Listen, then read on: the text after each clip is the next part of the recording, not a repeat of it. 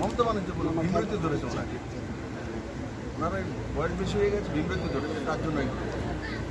আমিও তো বাঙালি, আমিও তো দিল্লিতে থাকি, দুনিয়া ঘুরি, ভারতীয় জনতা পার্টি যেই দায়িত্বটা সেখানে যায়, তো আমাকে তো বলে না।